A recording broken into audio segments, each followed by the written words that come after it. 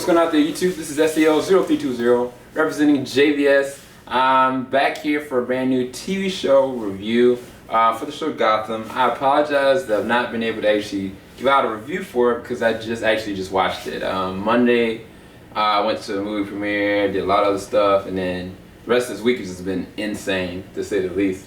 But what I did want to make sure I did is watch it, figure out how the episode was. And to be quite honest with you, I actually liked the episode. I was surprised by it because there was a couple things that I knew going into it. That they were going to have their first rendition of Firefly. It's going to be a new villain, and it was a female Firefly. When I looked at the trailer, it kind of looked really cheesy for a lot of different reasons. And at the same exact time, I was thinking it's going to be the same old tune with them kind of dancing around the whole Bruce Wayne aspect of this. But what it did is it completely changed that because it gave Theo's backstory, and that's what I've kind of been waiting for because I just really hate Theo as a character, as a person. I think I love that. I don't love to hate him. I just hate him because of what he did for Jerome, one, and then two, what he's doing and how he's cornering everything. But one of the things about this episode is showed his kind of his end game in so many different ways, because basically you find out that Theo, and he had kind of said this, that he was part of an old school family that was set in Gotham years and years ago, and he absolutely was. And it turns out that the Wayne family, they're the ones that kind of disgraced his family on so many different levels. And the one thing about this episode is really gory. Like, I seen somebody's arm get chopped off, I seen somebody's hand get chopped off, I seen somebody get burned alive. Like, there's one sequence where Gordon and I don't know if it was Gordon and Michael Chifley's character, they were going and trying to chase down this guy that was trying to buy like explosives from this black market spot, which that didn't make sense either. Like, how's this gonna be a random, like, huge, this thing looked like a Walmart. It's full of like whatchamacallit, contraband and weapons, and this kid took it, he ran off with it, and they had basically kind of cornered him and said, you know, put it down, put this stuff down. And he acted like he was pulling the gun out, and they just shot him. And I was like, did they really just do that? Like, it's a kid, you know what I'm saying? I was thinking, can't y'all just shoot him in the leg or something like that? They just shot his tail up. Then he actually had, I don't know if it was dynamite or a C4, but he had it in his pants. And some kind of way, somebody shot that joint, and he just exploded. And I was like, that shocked me. That literally, legitimately shocked me. I can't believe they did that, one, to a kid, because he didn't look like he was even over 18. He looked like he was way younger than that. And he just exploded. But you find out that the kid, he has a backstory that he's got two brothers. And two brothers are, I guess, some of the best pyromaniacs or arsonists in Gotham. And they've been set in flames for years, I guess. But they have like a technical sister, like, and the funny thing is that the sister knows Kat, Selena. And I think one of the things that's strong about this episode is Selena's connection. Since everything that happened in the last episode with Alfred like hitting Selena and telling her she's kind of irrelevant to being around Bruce, and her kind of being kind of pushed in the corner, she gravitates to try to help people still, you know. And Kat really does care. She just can't allow herself to feel. And she feels something for this girl, because you find out that this sister, she's not, you know, biologically linked to these two guys, and they're just really abusing her, like physically and verbally, getting her to do stuff. And because the young kid that got blown up, they decided to use her as a means to creating these acts. But one thing about this episode is that everything that's happening is all becoming merged together. Like the interactions with Bruce and Theo, the interactions that Theo has with Gordon and everybody else, as well as like Selena's play in all this as well. Because one thing that still has not been addressed is the fact that Selena was working for Penguin for a while, and then she kind of stopped, and now Penguin is working for Theo and Tigress. Tigress initially was set out on a mission to go and eliminate Selena. So I'm thinking to myself, when is this going to kind of get brought back up? Because I'm thinking that Selena's going to learn a lot from Tigress eventually. They're gonna cross paths at some point.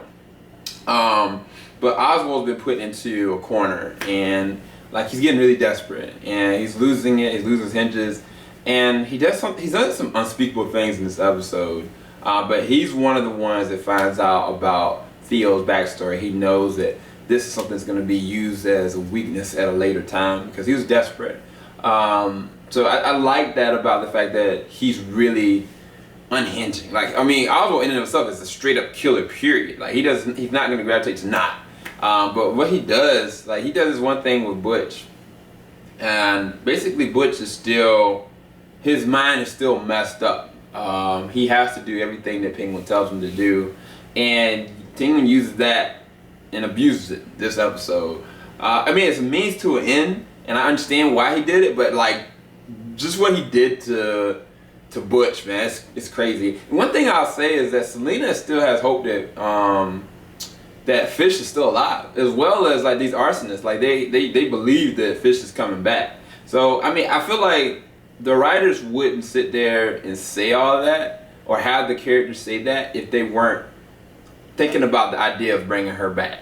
So I mean, I'm curious to see if she ends up coming back. I don't think she's dead, to be quite honest with you. I'm not sure if Jada like didn't want to come back or if the studios tried to get rid of her and then people by popular demand wanted to come back. I think the same thing's happened with the Rome. I think the writers had an idea what they wanted to do, and then because of popular demand, now they're like basically alluding to the fact that Jerome might be still alive. Even there's something that like Theo has said. He's talking to Gordon in one of the scenes, and he was like, "Man, like, does it ever go away?" And Gordon was like, "What do you mean?" He's like, "Well, I've never killed anybody before," which is a lie. And like, does it ever really go away? Gordon was like, no. Gordon is being pressed though because something happens with his group in this episode, as well as he feels like he's backed in the corner because he knows that he's going to need the political scene, and Theo's trying to get him to promote him, and Gordon's trying not to do it. But I mean, a lot of things cave in by the end of this episode, and then the small things that happen with Mrs. What is her name? I always forget her name, but Riddler and his girlfriend now, they go and have like a dinner date with Gordon and Leslie, and it's really interesting. I actually like it. But one thing I found out is that, I mean, her last name is Kringle, right? There's a person that Theo interacts with that their last name is, I think, Kringle. I had to go back and look at the episode again, but I could sworn that was the same last name.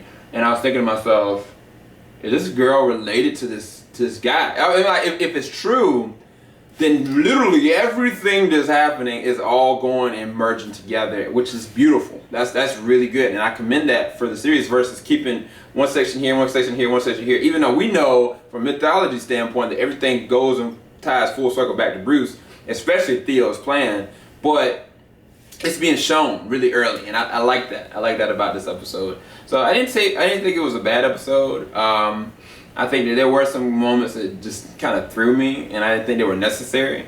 But the girl being the new Firefly, at first I was like, eh, but the more and more I see, like, she's coming from troubled beginnings, and she's trying to find her place in, like, with this family, and even like her and Selena had this conversation, and basically Selena, they tells her, like, you don't need these people, like, but she tells her, well, you don't have anybody. It's better than being alone. At least I have some semblance of family, you know. But how that all goes full circle is going to be leading to the next episode, where what this girl is going to be doing. And now she has a possession of not just like a suit, but she also has possession of a flamethrower. We're going to see if her mythology plays out. But I still don't believe she's necessarily the Firefly. I'm not saying that one of her brothers won't be, but I don't know. I'm just not sold on it yet. We'll see what happens. But I give this episode an 8 out of 10. I didn't like hate it. I didn't like think it was the best episode I've seen out of the series. But it was pretty good. It's pretty good seeing it back on track, and coming off of like me still being hurt from the whole Jerome situation. It was comforting. I mean, Michael Chif is still bringing it as Barnes. Ben is still going hard as Jim Gordon, and I mean a lot of different ways. It's really good. But anyway, hopefully you enjoyed my review for Gotham episode is now, it's 5. Scarification. Well, signing out. Leave a comments in below and let me know what y'all think is gonna happen in the next episode with Selena and with our new Firefly, so to speak. Peace, y'all.